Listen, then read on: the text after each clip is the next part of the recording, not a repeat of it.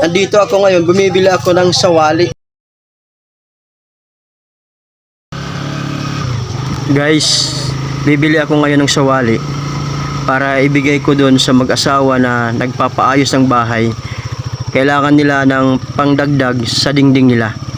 At bibigyan ko rin si tatang na nakatira sa ligid ng kalsada. Nakakaawa po ang matanda. Makulimlim yung panahon ngayon. Kahit makulimlim, tayo, road trip tayo ngayon.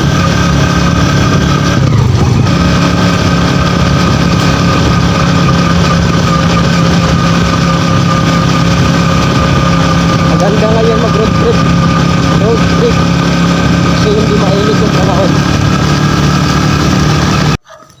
Sasamahan ko ngayon si Mano Dudong pagpunta sa kinukuhanan nila ng bagakay. Kasi dito sila nangunguha para ginagawa nilang sawali. Adi din ang burelo ag naging ketag-iya. Nasari man lang nga. Sige, ubuset ni. Dito na tayo sa lugar kung saan nangunguha yung kabataan ng bagakay. Ito yung dapat tularan ng mga estudyante. Grade 12 pa lang, pero masipag na magtrabaho para makatulong sa magulang at naghahanap buhay na sila. Kuha.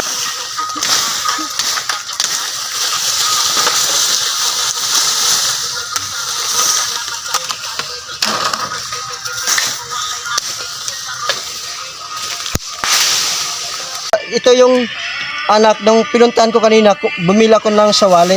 So ito yung anak nangunguha sa dito ng bagakay. Itong ginagawa mo ngayon, tumutulong ka sa magulang mo, gumawa ng sawali. So dito rin kinukuha yung panggastos mo sa pag-aaral. Kasi karamihan ngayon ng mga kabataan tumatambay, umaasa lang sa magulang. Pero siya, tinutulungan niya yung tatay niya, gumawa ng sawali. Brad, yung palakad to. Ito yung pala itong klase. Yung palakad to. Mga second quarter. Sawali.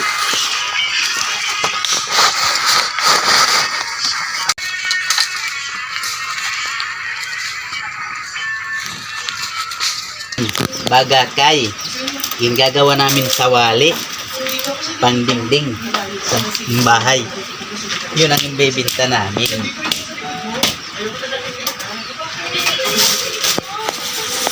Ano mas matibay, yung amakan o yung sawali? Sawali. Bakit? Kung ano iton, bagakay, amo gurit iya dakmul. Kung ano kapal. Kapal yan.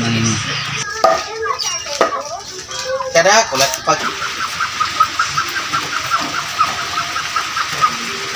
ngayon, ito yung gawa nyo na. Na sawali. Oo, sa sawali. So grabe kasi Yun ako. ang binibinta na. Binibenta. So saan mabibili ito ngayon? Dito Barangay Sapsap Pastrana. Barangay Sapsap Pastrana. Kasi ako, mga kababayan, napabilib nila ako. Kasi ang binibili ko dapat yung amakan. Pero nung nakita ko tong sawali na to, mas sabi ko grabe, sila lang yung gumagawa. Yung anak niya, tumutulong sa kanya, mangunguha ng bagakay, at dinadala dito, at silang mag-ama yung gumagawa nito. Kaya nga, nung bumili ako dito, yun ang ginagamit ko ngayon doon sa bahay kubo na ginagawa ko ng farm. So ito yung produkto nila. So mas matibay talaga kahit ano mo to, sobrang tibay. Matibay, mura pa. So affordable. So ito yung si Tatay Dudong na gumagawa kasama yung anak niya. So bali ito yung nakakatulong sa inyo sa pang-araw-araw. So sulit talaga. Pag-eskwela at kabataan. Ano, promote mo sa mga kaibigan kasi baka may nakakapanood nito, yung manood nito magustuhan yung produkto niya.